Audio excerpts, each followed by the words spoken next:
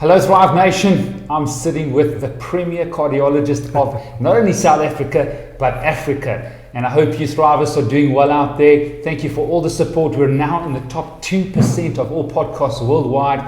We're growing in Namibia, Botswana, Mauritius, and so I'm very grateful for your support. Please send your questions and queries because we do want to answer them.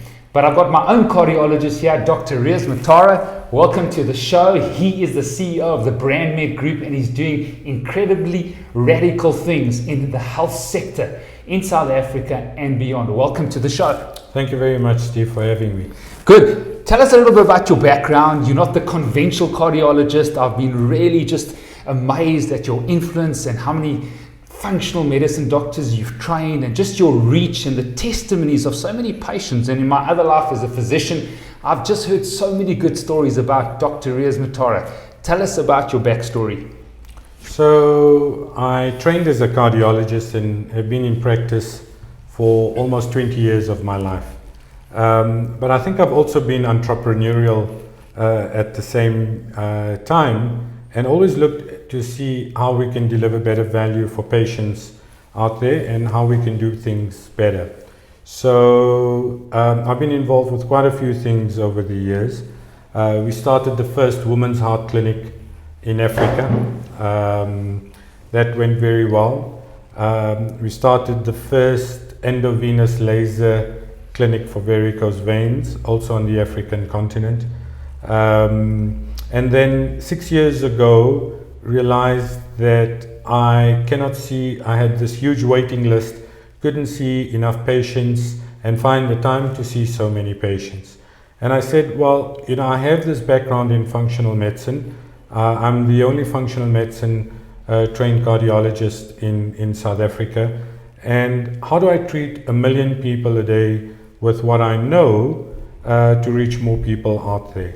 And you have to be careful what you wish for, Steve, because 6 years ago, one thing led to another, and we're now at a point of where we've built Africa's largest digital health company and have built solutions across the entire care continuum. So it's going exceptionally well, and we're constantly looking at ways of creating that interoperability and creating greater efficiency, but also moving away from the fragmented and siloed nature of care that currently exists in the world. So what I'm hearing, if I reflect correctly, Doc, is that you're more concerned about preventative healthcare rather than sick healthcare, to try and prevent people from getting sick, screening them, auditing them, and using technology and integrating that with medical healthcare. Is that correct? Absolutely. So I think, if you look at technology is not the answer. The technology is an enabler, I believe, to drive a more precise, a more predictive, and a more personalized model of healthcare that we've been traditionally used to in the market. So technology is important, but it's an enabler. It's not the panacea of everything. When we see patients as cardiologists, we often get them towards the end of the line when they've had a heart attack or they've had a stroke or they've got a problem. And my view on it is, how do we take it earlier, identify the patient at risk, and apply a functional medicine or holistic model of care for patients out there so that you can prevent all these complications from happening. And it's actually not difficult to do that. Sure, sounds incredible. I went to a traditional cardiologist, great man, a lot of research, a lot of history, because my wife said after 11 comrades and 35,000 kilometers, I need to go and see someone. I had no symptoms and side effects at all from running and exercising. But what led you to functional medicine? Because was it nature? Was it nurture? Why did you ask these questions where traditional doctors are not asking these questions? They're treating symptomology rather than actually getting to the root cause. What was it in your background or your nurture or nature that helped you? When I qualified as a cardiologist and I went to work at one of the big hospitals, cardiology hospitals in Johannesburg, and I was the youngest cardiologist at the time at this hospital, and it was exceptionally busy, but After about 2 years of practicing medicine and cardiology, I was ready to give it up. I hated being a cardiologist, I hated being a doctor, because it felt like a revolving door. Okay? Patients would come to me, we put in stents into their heart, it would be great, and then they would come and say, but I'm tired and I can't lose weight. And all I could think of in my head is, well, why don't you just stop eating? You know, because that's how we were trained, you know. And I didn't have the job satisfaction that I thought I was going to have. And at the time, I met a very good endocrinologist friend of mine, and I sat down one Saturday afternoon with him and I said, listen, I'm gonna give up medicine. And he introduced me to the concept of functional medicine almost 18 years ago. And it took me about 2 years to have a paradigm shift in terms of looking at patient well-being more holistically, approaching a patient very differently, and looking at a preventative model rather than a reactive model to care. And one thing led to another, and as I said, you know, it's developed the experience over the past 18 years, been involved in training many younger doctors in functional medicine and introducing them to the concepts. And I've had patients from all over the world actually who fly down, come and see me, and one patient tells many other patients. So functional medicine hasn't necessarily in the South African setting made the impact that it should be. Okay, it should be across all doctors should be practicing this way, I believe. Our universities are not geared up for training physicians in functional medicine like other countries in the world, so there is a void and a gap there. But it's a growing field, and more doctors are starting to now have that paradigm shift from a traditional model of practicing medicine to perhaps maybe looking at a model of care that's a bit more holistic. I think the reason why it's been slow, it's also because in the beginning it wasn't called functional medicine but called anti-aging medicine. And that brought its own connotations with it. And now that we've moved away from the term of anti-aging medicine to one of more functional medicine, I think it's becoming more acceptable to many doctors out there. Let's give an explanation of functional medicine as if you're speaking to a 10-year-old. There might be listeners or viewers on YouTube. You might be asking, what is functional medicine according to Dr. Riaz Motara? So, you know, modern medicine, I'll just take a step back first, Steve. You know, modern medicine trained us to be organ specialists. So you become a cardiologist or a neurologist or a nephrologist or whatever, you know, and you focus on a particular organ system. But we know the body doesn't function like that. The body is an organism that all cells are related to all other cells, and all systems are related to all other systems within the human body.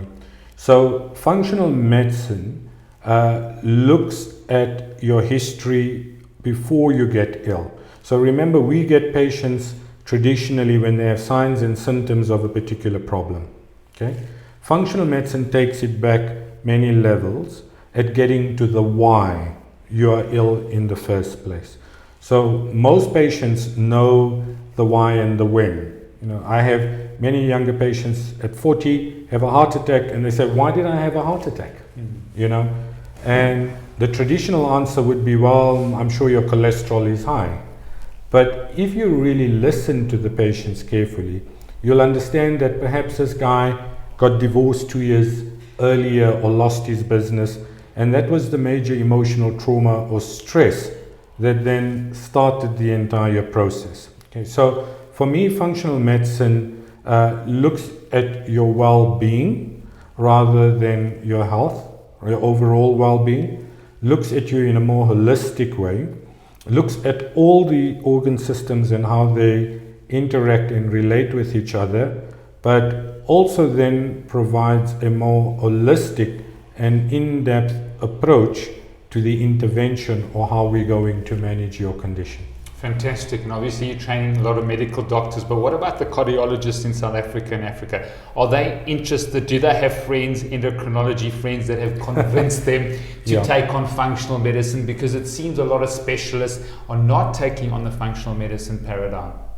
Yeah, it's, I always say it's, people will only shift their paradigm when they are ready to. And the more you try to force something onto somebody else, the greater pushback you're going to have. So I always believe that it's the patients that will drive that process. Okay, many more patients these days are much more informed.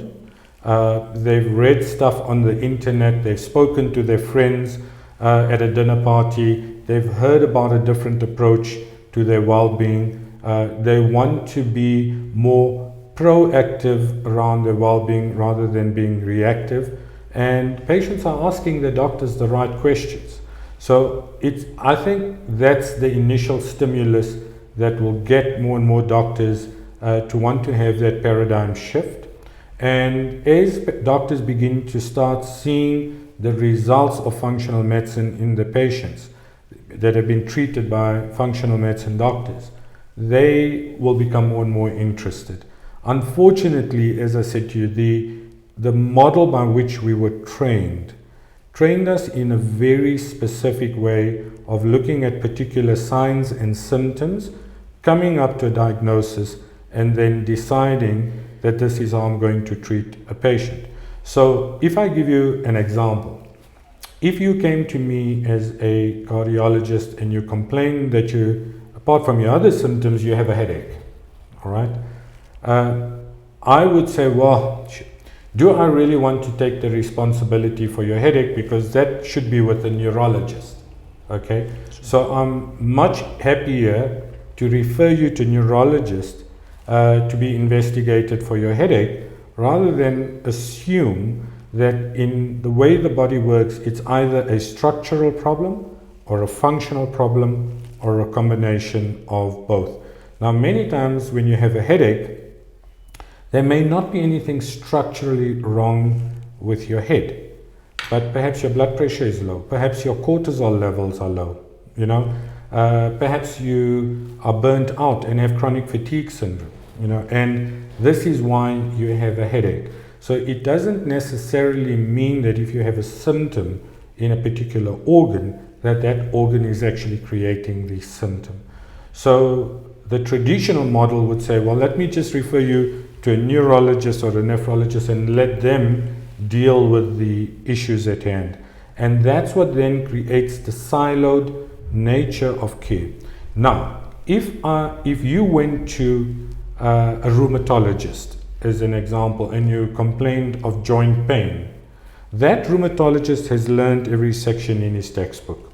He's trying to make sense in his rheumatology background what's causing your joint pain. Maybe nothing to do with your joints, okay? But he can't be seen not to be making a diagnosis, okay? So he will attempt to do it. It's the same thing with psychiatry. When you go to a psychiatrist and you complain of a whole lot of different symptoms, okay? Many psychologists or psychiatrists, I will not say all of them, would then want to put you into a particular box, all right? Based on what we've learned, right? And once you're in that particular box, these are the medications that work for that box. And if it doesn't work, then maybe you're a mixture, and maybe we'll move medications around to try and treat you. So for me, functional medicine overcomes all of those issues, okay? Because it takes you away from being, sometimes you need to see an organ specialist, I believe, but even in that case, we need to look at your well-being in a more holistic way. Fantastic. Now, from a functional cardiology point of view, how does your assessment and evaluation differ from a traditional cardiologist? I've seen a traditional cardiologist, lovely man, wanted the best for me, but wasn't into looking at my hormones or my heart rate variability or how much meditation I did or what was my diet like or was I doing intermittent fasting, Right. you know, how much rest did I get or holidays. So how does your assessment, especially now in the brand med group, differ from traditional cardiologists? So the way I would approach my patients is really taking the time and taking a good history. You know, many patients within the first 5 minutes have already you can make a diagnosis just from the history if you listen carefully. So many doctors interrupt patients when they're talking and they pick up certain keywords and they're already thinking of what they're going to prescribe. Okay. So in my case, my approach, it's really about taking a very detailed history or understanding your background, understanding who you are, maybe perhaps where do you live, you know, what is your level of employment or, you know, what interests you, whether you are married, whether you have children. And we are meant to do this anyway as doctors, okay? But because of time constraints in so many patients, it's a very rushed consultation, right? So the idea around functional medicine is to have a very good initial detailed history to understand where to take you next. Then, depending on what your risk is and what that reveals, and your examination will determine what investigations we're going to do. So, if you look at why people become ill in the first place, there are only really 3 pillars, Steve, that underlie all forms of any disease that you want to look at. So one is related to inflammation, that's chronic, low grade, going on for a long time, and your body will always attempt to heal that inflammation. Okay, so it's the healing response over a prolonged period that actually makes us ill. So that's the first pillar, called inflammation. The second pillar is really around your stress and your anti-stress nervous system, what we commonly refer to as your autonomic nervous system. And we call it the autonomic nervous system because it's really automatic in nature.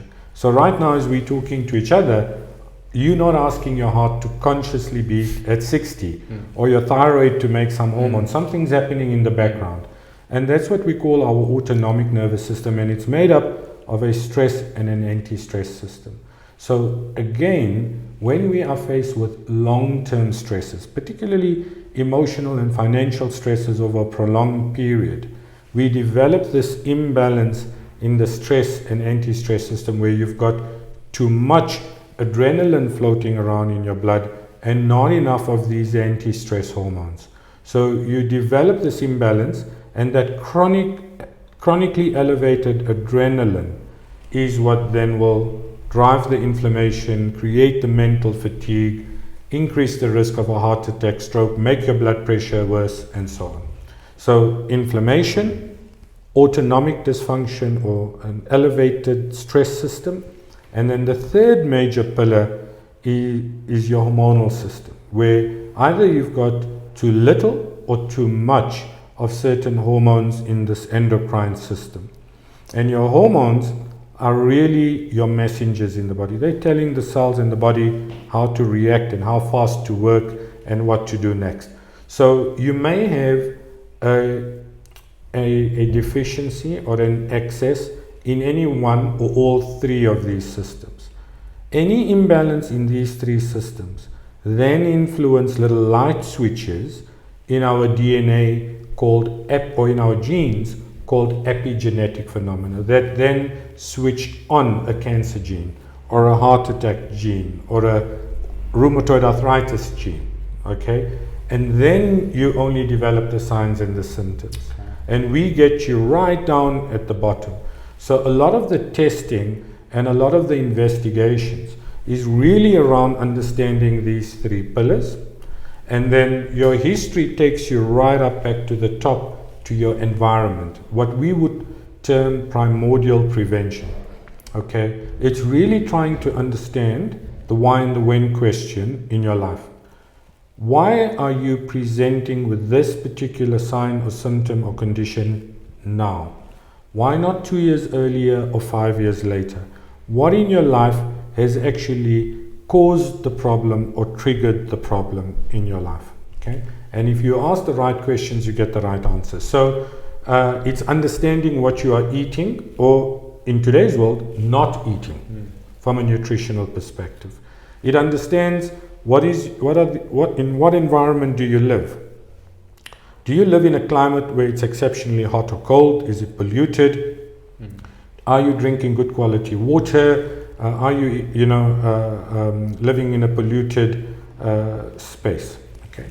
Then, are you being exposed to any toxins or heavy metals in a work environment? Have you had any recurrent infections or chronic infections like tuberculosis or HIV or recurrent malaria or parasitic infections that may be then influencing these three pillars? But by far, the commonest reason of why people are unwell today, okay, if I had to choose, one would be related to the lack of nutrition, but the biggest one is related to emotional trauma or stress throughout our life and how we reacted to those stresses in our environment, okay? And these emotional traumas we're going to see more and more and more today because of what the COVID pandemic has actually created. The COVID pandemic is important, but I feel it has created a far bigger pandemic of mental well-being or mental illness, let's not say illness, but just mental health issues that are here now and are going to come in the near future. So it's really around looking at your environment, understanding how that environment influences any one or three of these pillars, how that would influence your genetics, and then what is it actually creating physically and physiologically in your body. And functional medicine starts at that point and tries to get right to the top to understand your why and then try and fix it at the top.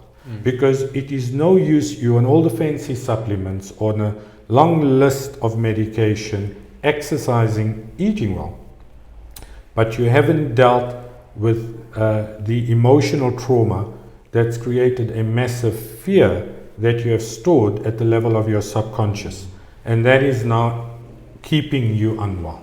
Sure, that's an incredible summary. And so from a stress point of view, we're losing the battle to cardiovascular health. Cardiovascular disease is the number one killer in America, although cancer is coming up very rapidly there, and they're not sure whether it's going to overtake as the number one killer in the US. That's the data that I've looked at.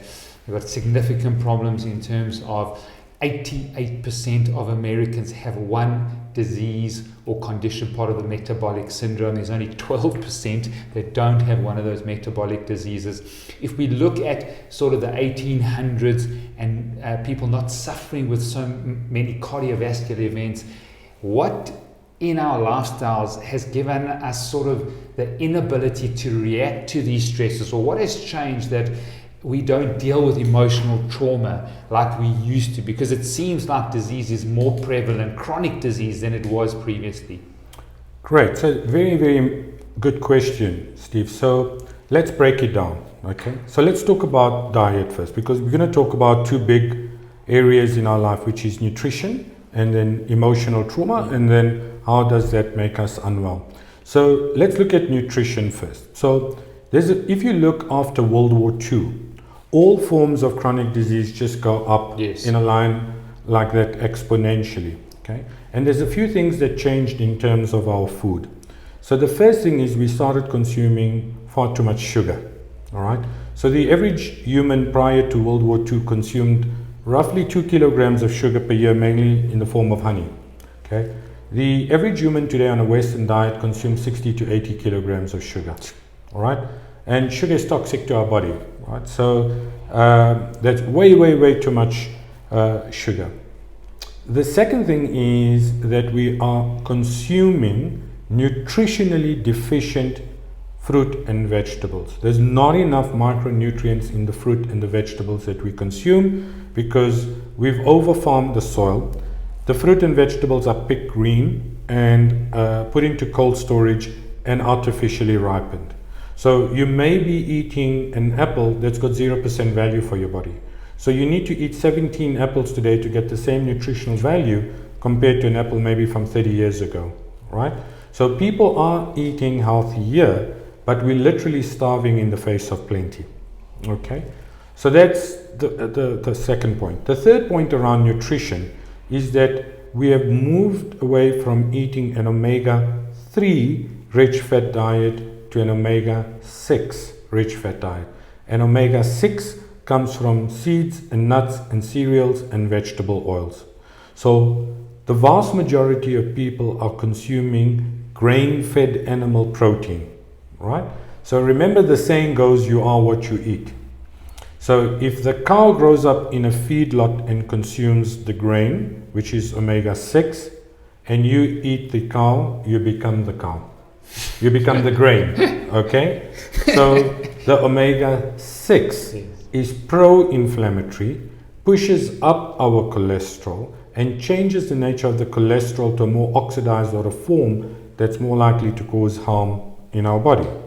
So too much omega-6, too little omega-3, highly refined sugar and starches, too much of that in our diet, and fruit and vegetables that are deficient in micronutrients. So those are the three big categories in terms of food and nutrition that's making us unwell. Okay, let's stop it there. And the person who's listening to this says, oh my goodness, I'm eating an apple. I need 17 apples compared to 30 or 40 years ago. I think the stat was 42 apples you need compared to 1905. There was some stat that was going around there.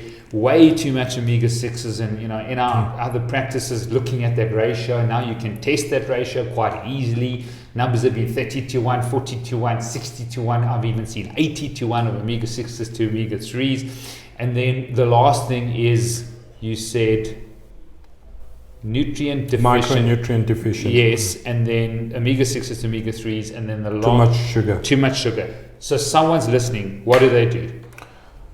Well, again, look, you want to, for me, if you really want to look at the way we should be eating, because there is no diet that fits everybody's profile. Absolutely. It doesn't work. It doesn't exist. That's why no diet has absolutely worked. Okay, so for me, the first thing is you want to eat like your grandparents ate. You must eat the traditional foods that your grandparents and great-grandparents ate. So when the Japanese moved to Hawaii, they got the American diseases. In the South African setting, I can remember that when I was training as a cardiologist, and even when I was a student, if I had to tell my prof that I diagnosed a heart attack in a black South African patient, I would have been kicked out of medical school because we never saw it. Yet if you go into the cardiac ICUs now, in a lot of the public sector hospitals, you'll see many young patients with heart attacks. It's commonplace. Okay, so when you move away from a traditional diet, because I believe that what we eat and what we consume also has a positive or a negative effect on those little light switches in our DNA over hundreds of years. Okay, so we got used to eating a very traditional diet from, based on our cultural backgrounds, and now we change it, and that can create the problem. So eat your traditional foods, number one. Eat home-cooked meals. Stay away from consuming all the fast foods. Now, always ask, what is the source of animal protein that you're consuming? Is this commercial protein, commercially available protein, or is this as natural a source of animal protein that I'm consuming? What on my plate is going to elevate my sugar levels in my blood? Okay, so, and what is the source of fat that I'm using to cook my meal, or the oil or the fat within the animal protein? So those are the basic questions that you want to ask. So go green as much as possible, right? Eat as many vegetables and greens as much as possible. Limit the amount of animal protein to less than 5 to 10% of your total diet, but eat a better quality of animal protein. So omega-3 rich fat. So this is very interesting, because this is why when you eat venison, your cholesterol goes down, but you eat beef, and your cholesterol goes up. They're both herbivores, right? So the wild animal is consuming leaves and grass and so on, whereas the cow's eating grain when it should be eating grass. Okay, and there's a prime example. Okay, so the other anomaly around it is if you look at who's got the highest cholesterol levels in the world, it's not the Indians or the Afrikaners, it's the Eskimos, the traditional Eskimos, because they ate a lot of whale fat and seal meat. Yet with the highest cholesterol level in the world, they also had one of the lowest heart attack rates in the world. And that's because they were consuming large amounts of omega-3 rich fat and not omega-6 rich fat. Okay, so go green, limit the amount of animal protein, but eat a better quality of animal protein. Limit the amount of refined sugar and starch in your diet. Okay, stay away from the sugars, because it's fat never makes you gain weight. It's the refined sugar and starch. Okay, and then perhaps in today's world, you want to look at supplementing your micronutrients, because you're not going to get enough in your food. No matter how well you try, and it's expensive, it's difficult to get organic food, we're going to have to supplement what is missing, right? So for me, when you look at things like multivitamins, you can never ever get what your body needs into one little capsule a day. That's a lie. It's not going to work, okay? So for me, it's understanding that you want to be able to get all your B vitamins. You want to look at a source of vitamin C, vitamin D, zinc, and so on. So looking at how do you get that from external sources today, because there's not enough in the food. Okay, so that's my sort of simple approach to eating, and your body will tell you what it needs and doesn't need. What about the cultural aspect of fasting, intermittent fasting, long fasting? It's been a spiritual practice. I've adopted it. The Mate to Thrive community has heard many podcasts on fasting, how important it is, from water fast to bone broth fast to juice fast to clean fast. There are just so many fasting protocols. I find them very, very beneficial with my clients and my patients, and it's been really helpful. So tell us your history from a cardiology point of view. So fasting is very interesting. So intermittent fasting has been shown to have health benefits, but you have to be careful why you're doing it. All right.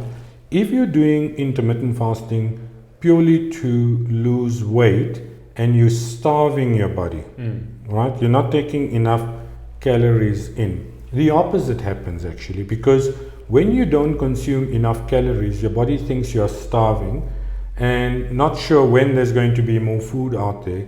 So it starts to slow your metabolic rate or your thyroid function down. Now you stop your soup fast or your juice fast, okay, and your metabolic rate has been reset to be slower. And you now start eating healthier. But you are now eating too many calories for what your metabolic rate has been resetted. So you will gain back the 2 kilograms you lost, plus you'll gain back another 2. So you actually want to eat regularly, and you want to eat the right things though, okay? Remember that if you go back thousands of years, we never ate 3 meals a day with 2 snacks. Okay, of course. You ate when you had food, or you ate once a day, and you may have had a few berries or nuts, the paleo way of eating. So for me, it's not about punishing yourself. You know, it's really around, if you'd like to have a piece of cake, then have the piece of cake and experience the joy out of eating the piece of cake, and don't feel guilty. Because the minute you feel guilty or about eating the piece of cake, I believe that then makes you gain, or will affect your well-being. But you can't be eating cake 3 times a day and be having chips and burgers and a lot of soft drinks and everything. That sugar load is way too high. So for me, it's really around finding an optimal balance, but eat a traditional way, eat the vegetables, go green, so to speak, limit the amount of animal protein.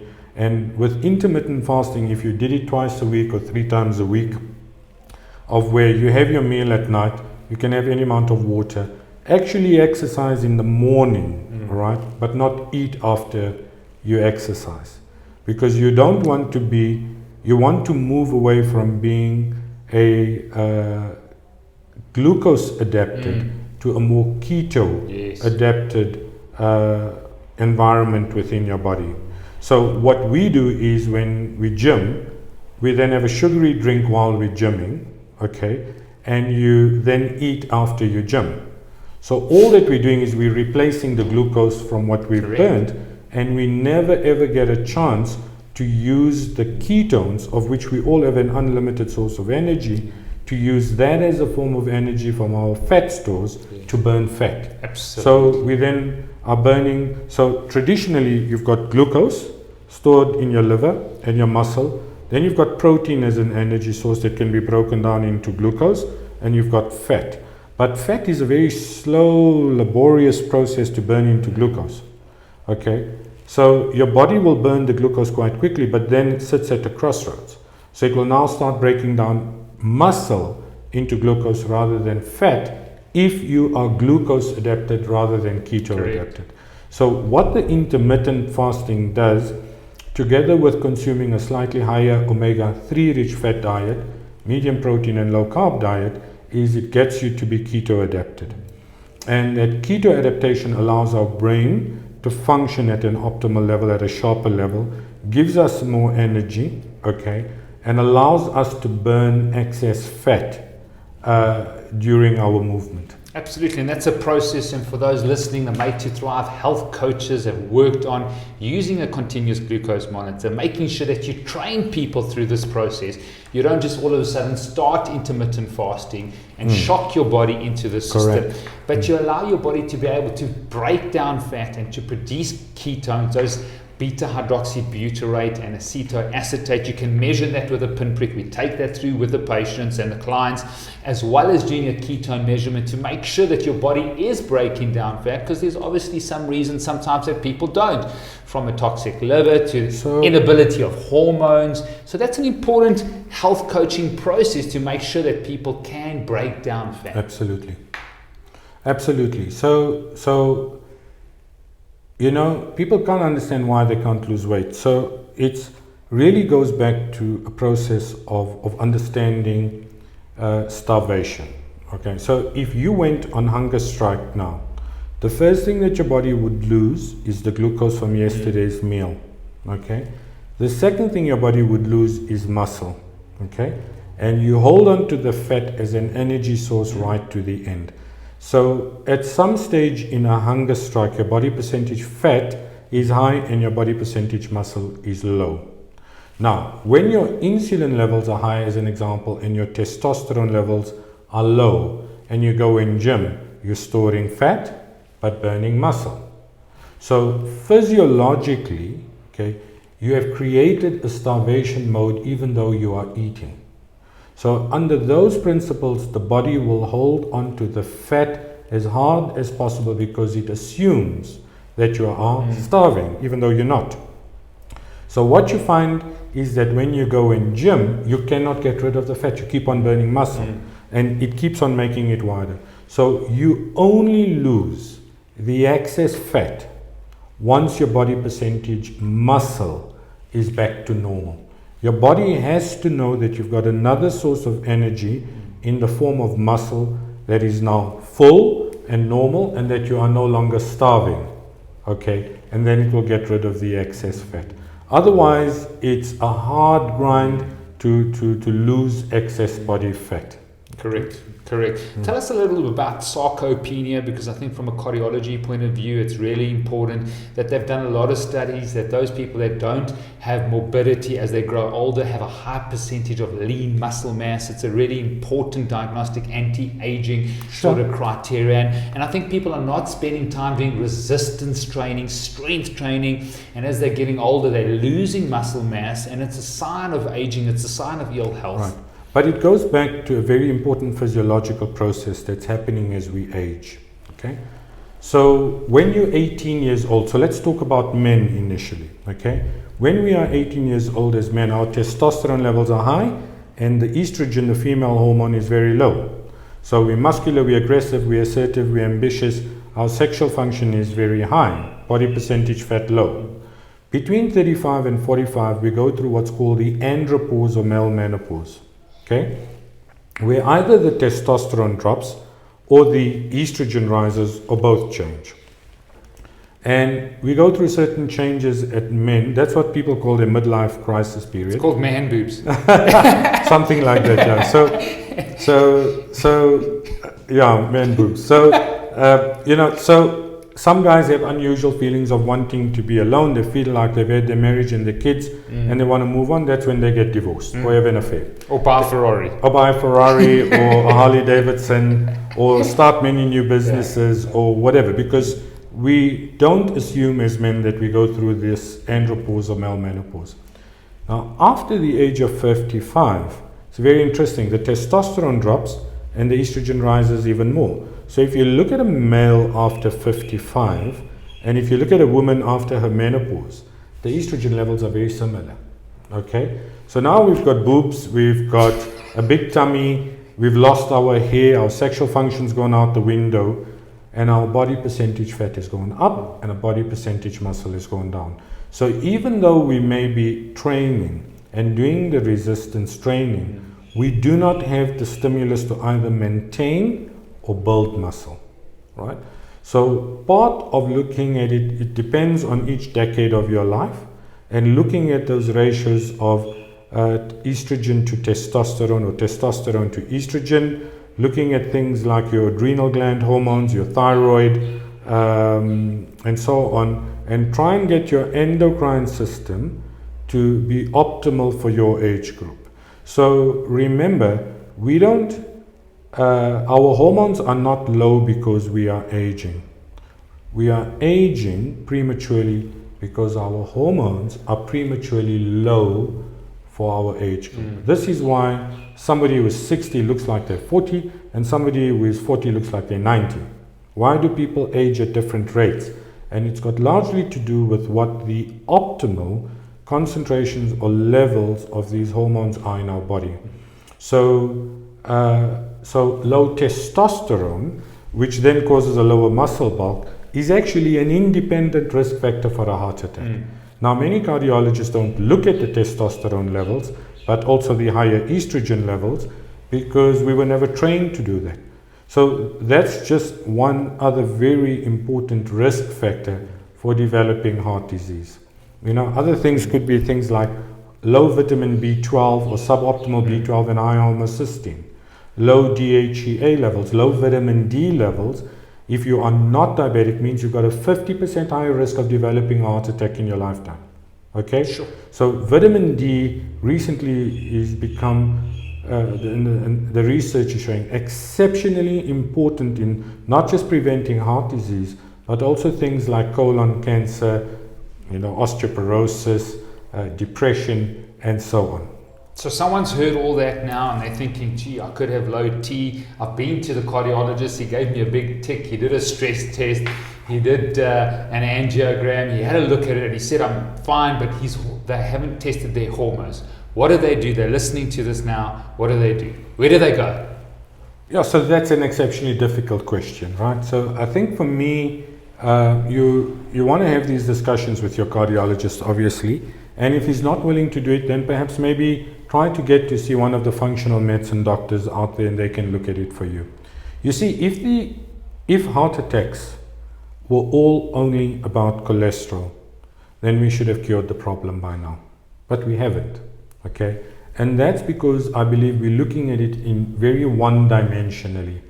There are so many other factors in the body that contribute towards risk, that if you treat the cholesterol without managing the autonomic dysfunction or improving or managing the inflammation in your arteries, okay, you're never going to win. It's going to recur, okay? And I've got so many patients in terms of where we do get it right. When they do have a subsequent angiogram, their arteries are actually perfect. They've been able to reverse the plaque in their arteries, okay, by fixing or getting all these factors optimized and balanced. So it is possible, all right, to reverse things, number one, and you want to get a more holistic and a more modern view of understanding risk. The traditional cholesterol model has not worked. Absolutely, and I do want to go down maybe for a few minutes. I know this could be a whole podcast about cholesterol. The community at Made to Thrive have asked about cholesterol many times. I said I was going to interview from total cholesterol to the HDL to the LDL. I see that some of the labs are not doing particle number and size anymore. They're not doing oxidized LDL. That is a recent test only in this country, and now we've got to export that test abroad. Correct. How important is total cholesterol? How important is HDL? How important is triglycerides? How important is CRP? How important is homocysteine? Because the person out there doesn't know much other than looking at, oh, my total cholesterol is 6.5.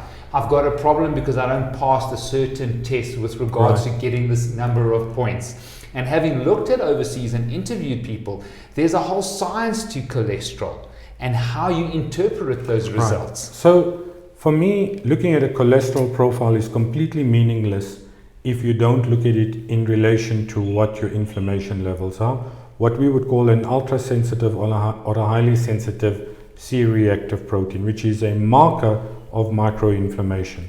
So the traditional model says that LDL is the bad cholesterol, but it's the small, dense, oxidized, sticky form that sticks to your arteries. So, sure. So what's making it small, dense, and oxidized? It doesn't just happen. Something has to make it. So the same thing that's creating the inflammation in the lining of the artery is also changing the cholesterol from a big fluffy molecule into a small sticky molecule that's going to stick to your arteries and create a plaque. So we've also learned as cardiologists that it is always the inflamed plaque that will rupture to give you a heart attack, never a chronic stable plaque. So we're saying that it's the inflamed plaque, but we're not really thinking about what's creating the inflammation. Okay? So for me, you could have a perfectly normal cholesterol profile. Whoopsie. Sorry about that. Something fell down there. Okay. You could have a perfectly normal cholesterol profile but still be at risk.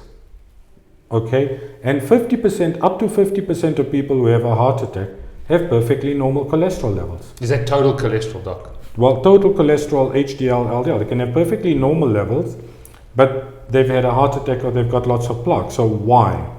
And this is what you've been talking about earlier, is that you really want to measure the small dense form of LDL and the oxidized form of LDL, which are routine tests in other countries, but not necessarily available, and been struggled to get those tests available in South Africa. Okay, so when we did have it available, we'd find so many patients with elevated oxidized and small dense LDL, but actually a normal cholesterol profile. Correct. Now that patient is not necessarily going to benefit from cholesterol lowering medication by lowering it better, because you haven't treated the cause of the problem, which is treating the inflammation. So for me, when you look at your cholesterol profile today, you want to look at it in relation to your other risk factors. Highly sensitive CRP, you want to look at things like your homocysteine, you have to look at an estrogen to testosterone ratio, you have to look at a DHEA level, you have to look at a vitamin D level at a minimum, right?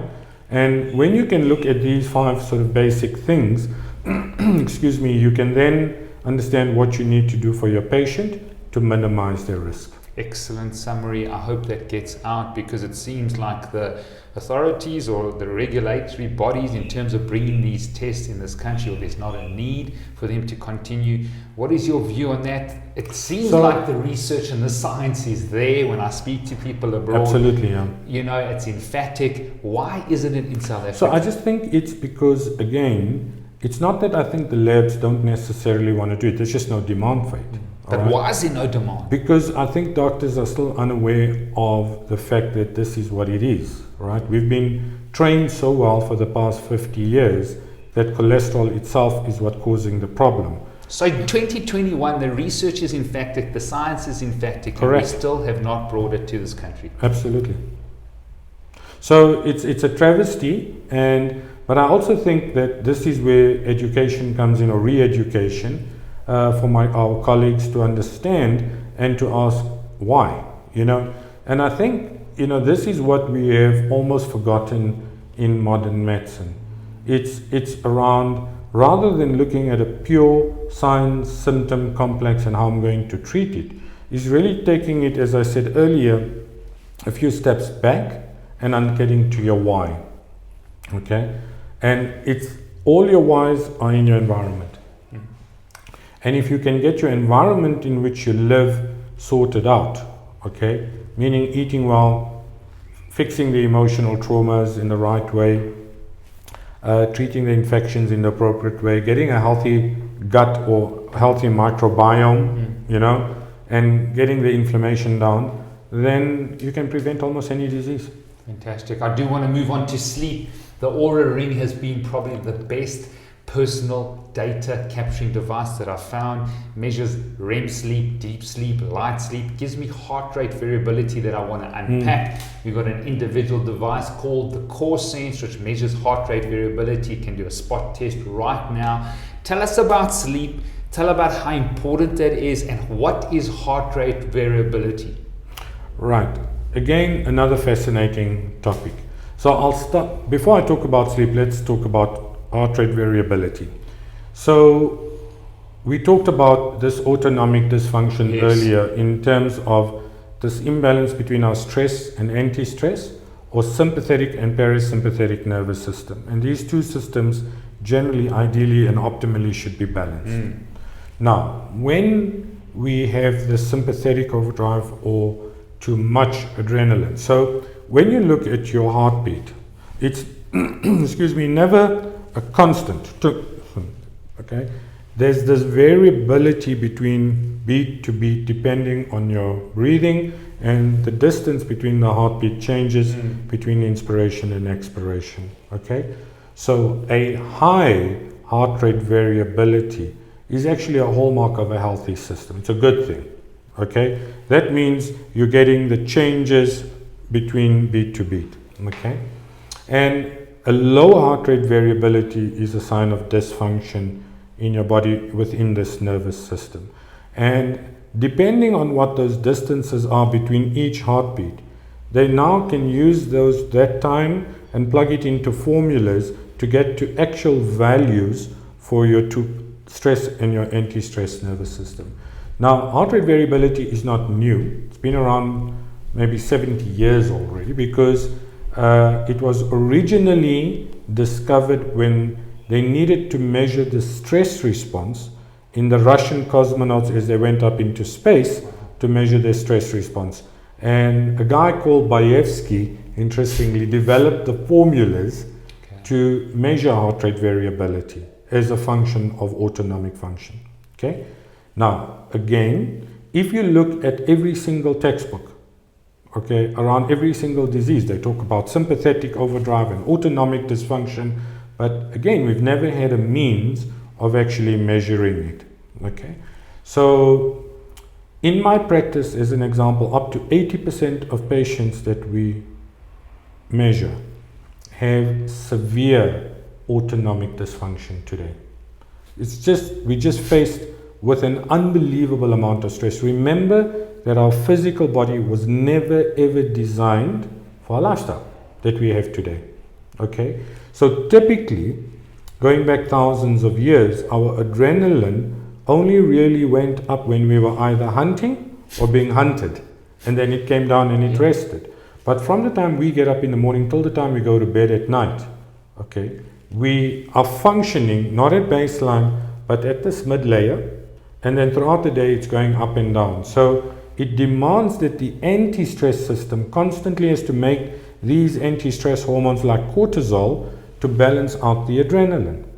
But then our adrenal glands can't keep pace, so the cortisol and the DHEA go down, and you're now left with too much adrenaline. So when these things happen in an acute setting, like a lion about to jump on you, or 5 minutes before a bungee jump, it's actually a good thing because it's designed to save our life, right? Or someone's running after your cell phone. Absolutely. But it's when it is chronically elevated that it then creates a problem. Now, how do you relate that to sleep?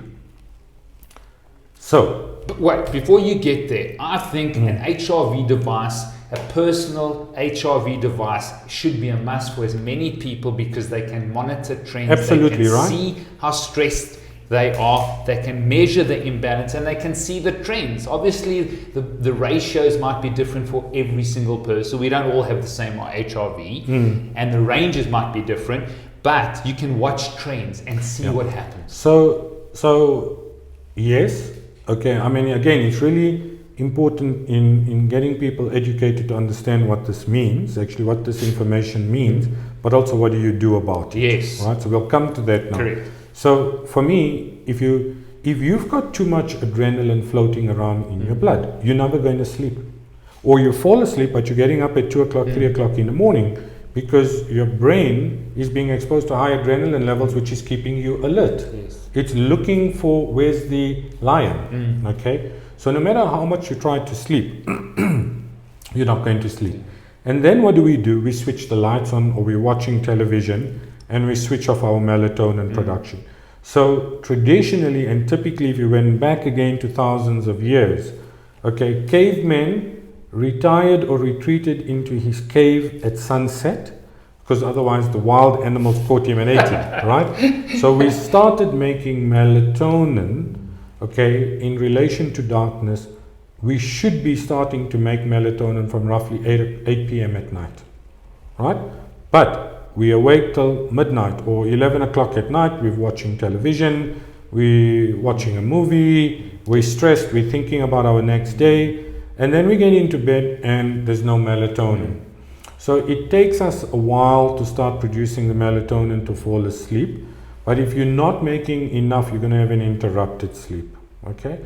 So melatonin is absolutely key. Creating a good sleep hygiene process of trying to go for a while, trying to go to bed more or less at the same time every night, okay? Not having tea or coffee or any stimulants prior to bedtime, right? And build a good sleep model or hygiene model, and do the meditation, do some meditation prior to going to sleep, and get your body in a relaxed state, okay? And most importantly, if your body is or has autonomic dysfunction or dysregulation or sympathetic overdrive, then you want to get that right, okay? And that's a very specific things that you can do around it. Personally, Doc, the story for me and for the audience that is listening is that if I give myself 4 or 5 hours before I sleep and I don't eat in that 4 or 5 hour period, my numbers are much better, I sleep much better. But we're snacking sometimes at 10 o'clock at night, and now our body can't rest and repair and regenerate. It has to process that food. So breakfast like a king, lunch like a prince, and supper like a pauper. There we go. Great. Okay, which is often very difficult in today's world for most people. We have our big meal at night, okay? But remember, if you look at the circadian rhythm, the day-night cycle that our body follows, everything starts to rise at 4 o'clock in the morning, peaks between sort of 8 and 10, dips over midday, that's why the Mediterranean people have a siesta, goes up in the early afternoon and down at night to rise at 4 o'clock in the morning. So your metabolic rate is actually low at night. Now, if you're eating your biggest meal at night when your metabolic rate is low or slow, okay, you're storing fat, okay? So that's why breakfast like a king, lunch like a prince, and supper like a pauper. Great. 2 areas I want to address now. One is alcohol and cardiovascular disease, as well as brain function and alcohol. Dr. Daniel Amen speaks about what happens to continuous alcohol usage in terms of brain function. What is the cardiology view on using alcohol, which is primarily broken down into sugar? And there's a lot of research on red and resveratrol, red wine and that, but it seems to be overdone. What are the benefits from a cardiovascular point of view and alcohol? So alcohol is an exceptionally interesting topic again, right? So people have said over the centuries that red wine prevents heart disease. So they have done studies of where they've compared red wine to things like vodka or white wine or other forms of alcohol that don't give you the benefit. So it's not the alcohol per se that creates the benefit but what's in red wine, which is resveratrol that comes from the peel of the red grape, okay, which is a very potent antioxidant. It's called the French paradox.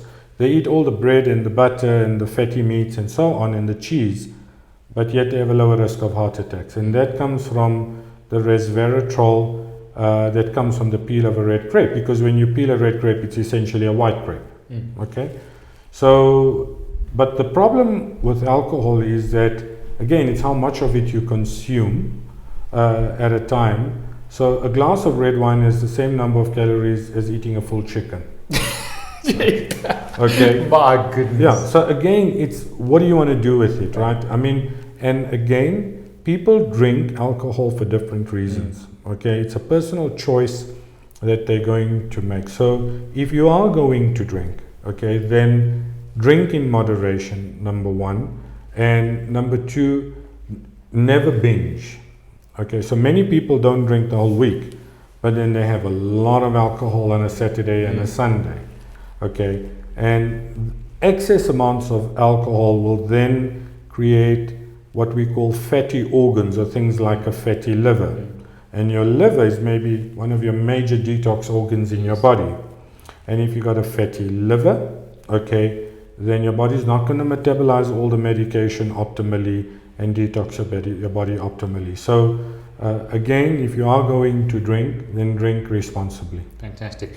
Sorry, just to go on to that, CBD has become so popular, the legalization of marijuana, taking it for anxiety, for stress. A lot of, once again, studies by Dr. Daniel Amen and his work on the SPECT scans, what chronic CBD does and chronic marijuana does.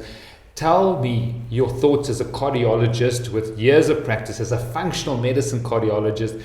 What is marijuana and CBD doing to our cardiovascular health? So again, it is so interesting, the whole CBD story, right? So for me,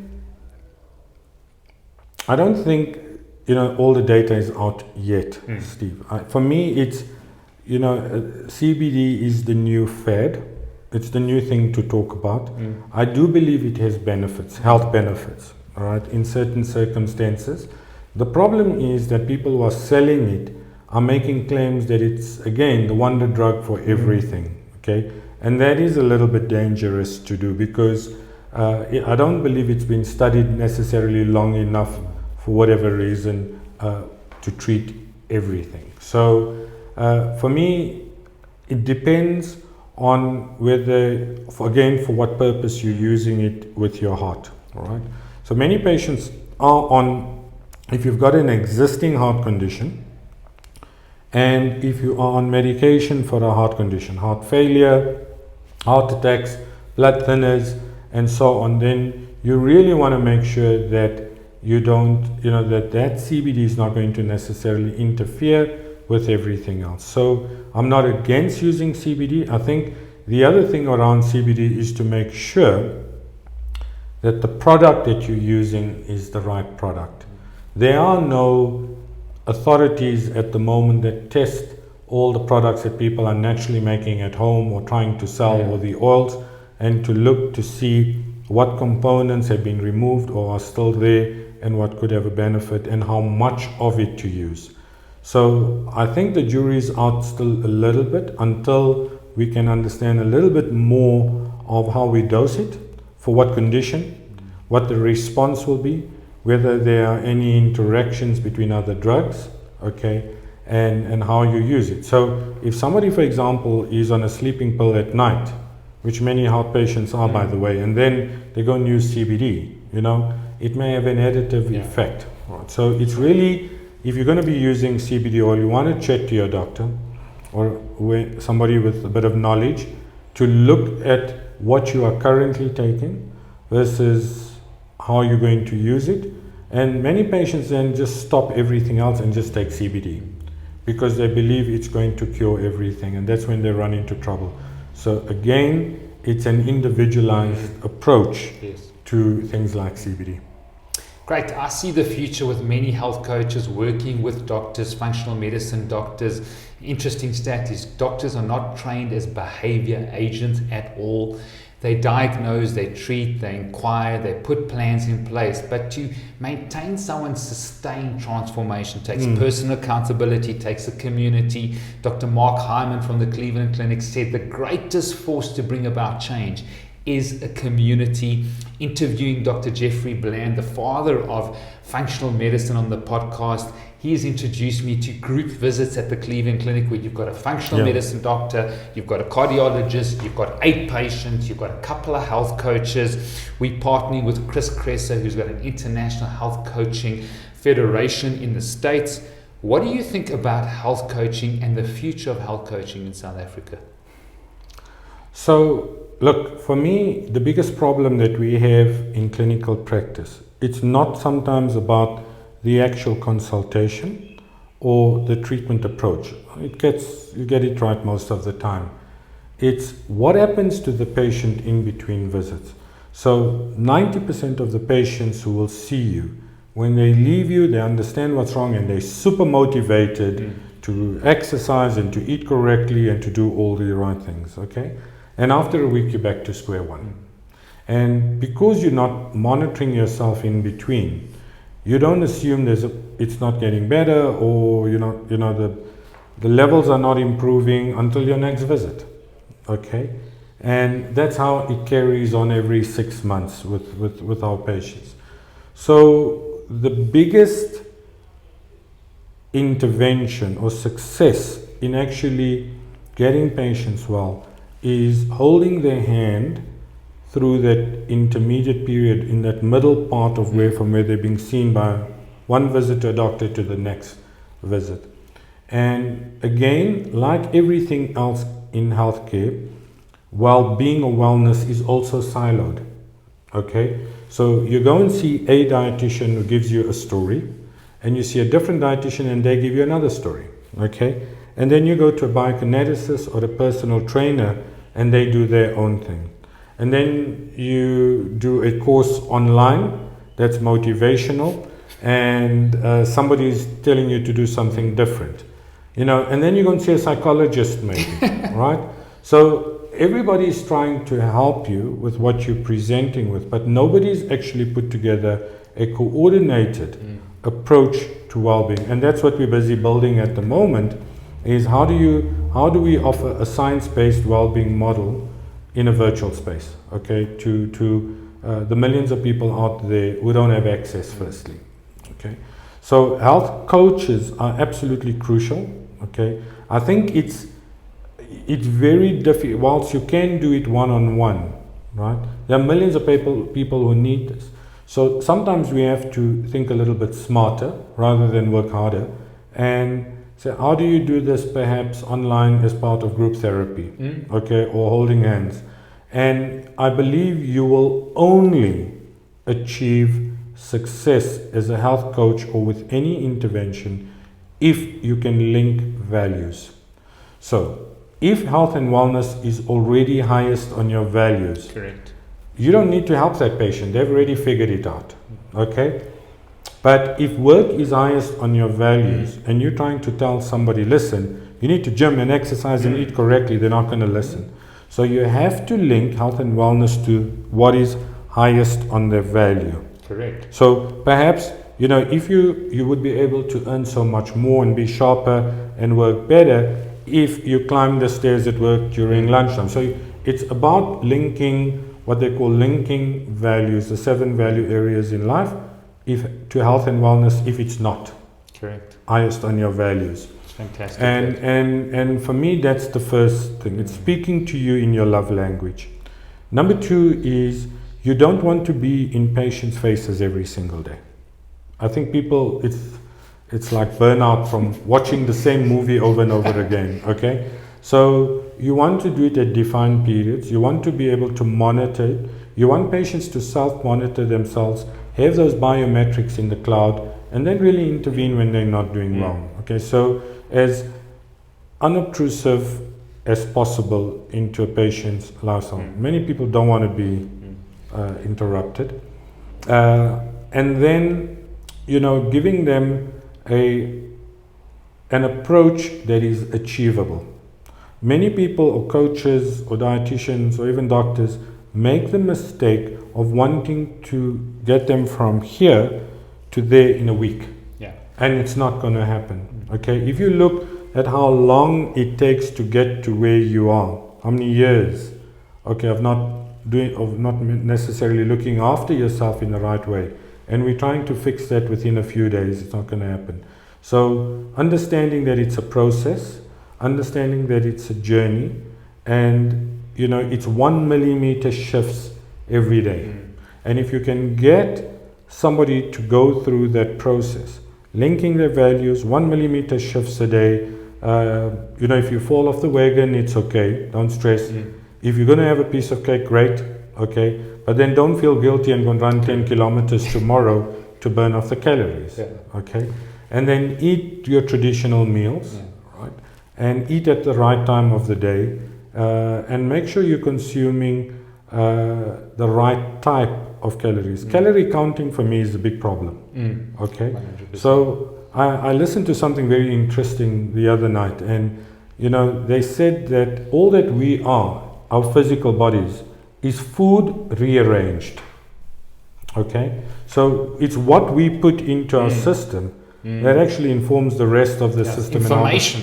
It's information, but it's also, so if we're not getting the right nutritional value or the right micronutrients, okay, our body has to react to what we put into it. Correct. All right, and the body will always seek a state of balance, or what we call homeostasis. So we put our bodies under such immense pressure, okay, to work harder to create the balance. And that's the problem. Okay, it's our body's system overworking to try and create the balance. And when that happens over a long period of time, it's that healing response, or the attempt at the healing response over a long period of time, that actually makes us sick. That's right, and we've got a saying at Mates Who Thrive: people don't do what they value, they do what they most value.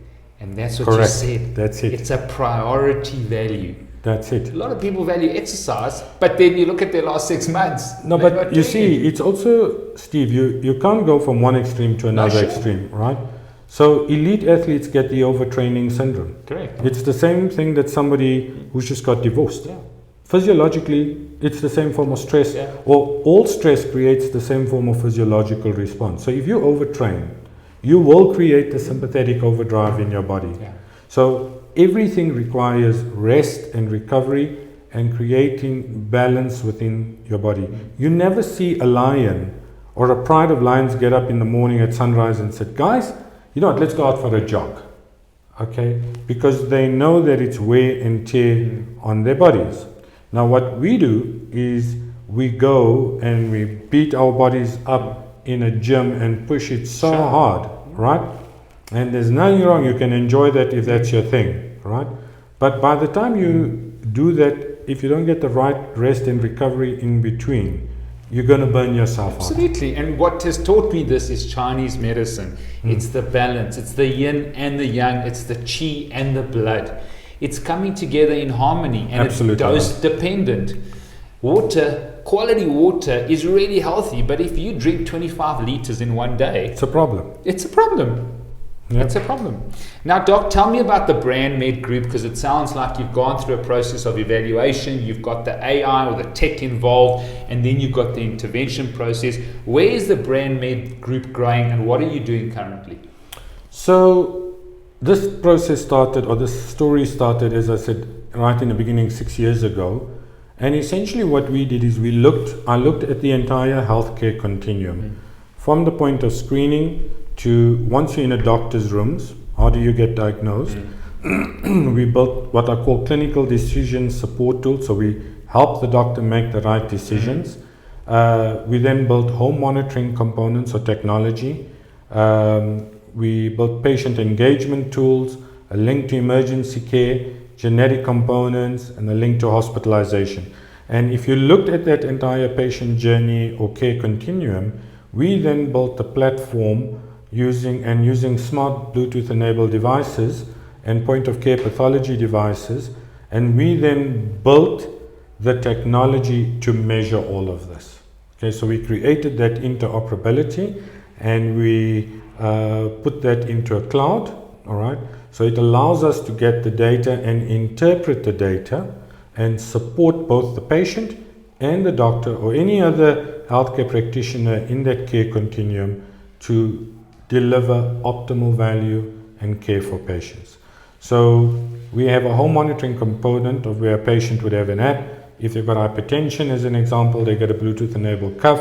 I can see that reading in the cloud. If that reading is in a heart attack or stroke range, it would alarm at an emergency center, an ambulance is dispatched, pick up the patient, take them to their nearest doctor clinic to prevent a heart attack and stroke.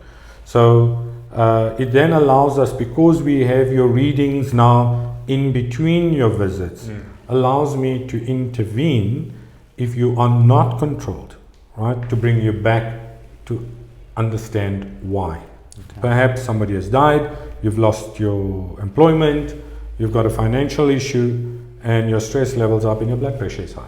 Yes. Right? So it's really around understanding that care continuum and understanding that the technology is just the enabler, it's not the answer. Okay? Yeah. And we now then built all the tech. We understood the science of why people become unwell.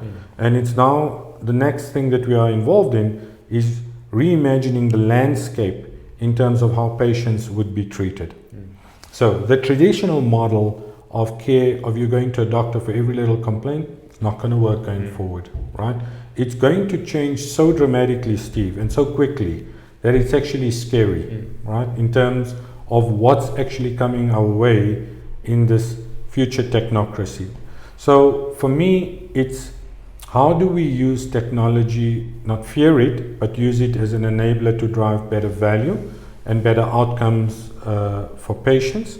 And then we then built, so we're now creating what are called centers of excellence, and we're retraining doctors with a lot of the functional medicine concepts to look at you a little bit more holistically, all right? And using the tech as an enabler. We then said, well, what about virtual well-being, science-based virtual well-being?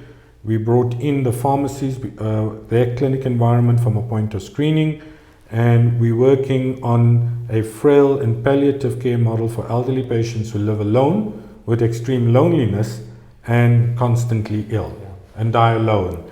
And I think that's such a sad thing, it should never happen.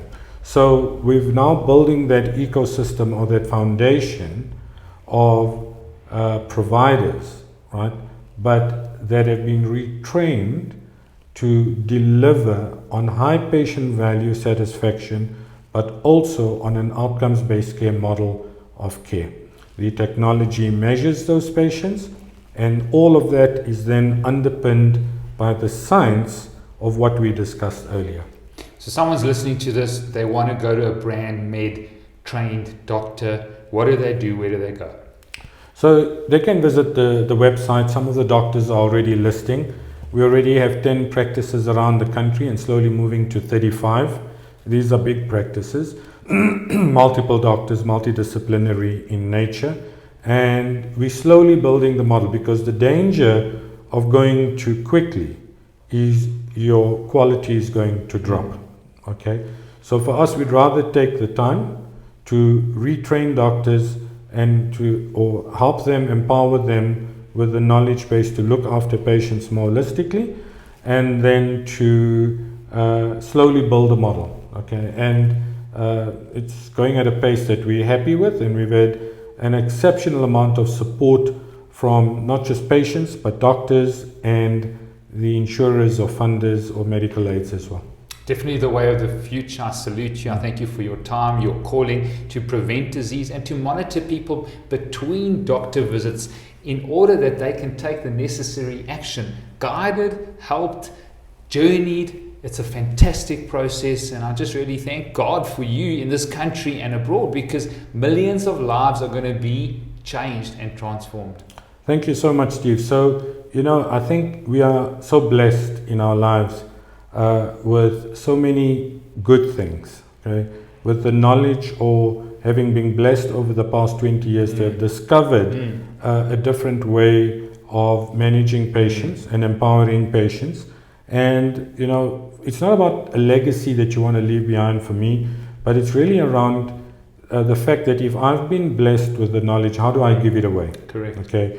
How do you give this away to millions of people out there, and, you know, let them pay it forward? Yeah, you know, that's right. and that's all that we can do. And we live in a very strange world, I believe, at the moment, and with greater uncertainty. Right? We're faced with pandemics, water insecurity, food insecurity, war, you know, the threat of technology and losing our jobs. So it's just insane at the moment in the world in terms of how fast, and so many things going on at the same time. And all we can do, Steve, and this is where you're doing such an amazing work with getting this out there and giving us an opportunity to be able to get it out there. Absolutely. You know, and for us, if there's anybody who would love to learn, or doctors want to understand more about functional medicine, as I said, we would only be just too glad to help them on that journey, you know. But do it, if you're going to do it in the right way. Correct. Know? So unfortunately, as I said, in our country, doctors cannot be trained locally in terms of functional medicine. You have to do it remotely through one of the American universities where you can be trained. It's exceptionally expensive, but again, as I said to you, there are people that are well trained locally in South Africa that can and are just willing to share that knowledge. So thank you very much for the opportunity. I think it's been fantastic chatting, and any way that we can help. Great. Where can people find you easily and quickly with regards to your cardiology practice and the BrandMed Group? Wow. So look, I mean, you can go to the website brandmedgroup.com. There's a lot on the website there. I think personally, you know, most people would find me online or can reach my practice. My problem these days is that I've taken on the Herculean task of building the model to deliver the value to so many other patients that I sometimes don't have the time to dedicate to patients. So I only practice one day a week because on that day I will see all my patients and my mind is focused on them. Okay. But if I had to do this 5 days a week, it becomes exceptionally difficult to be able to do both, and it's unfair to both sides. So I've cut my practice down in order to allow me to build the solution so that more people can have access to it. Well, great. And you remind me of the most important quote that I live by Hippocrates, the father of medicine, that said, the greatest medicine of all is to teach people how not to need it. And so it is so powerful. It is a mantra at Made to Thrive, and you're the epitome of that. So thank you so much. Great. Thank you so much. We're going to journey together. I know that. Yes, and so thank you to the viewers and the listeners from Made to Thrive. Contact us, email us, send your feedback, send your queries and your comments. We're here to journey with you. Thank you so much.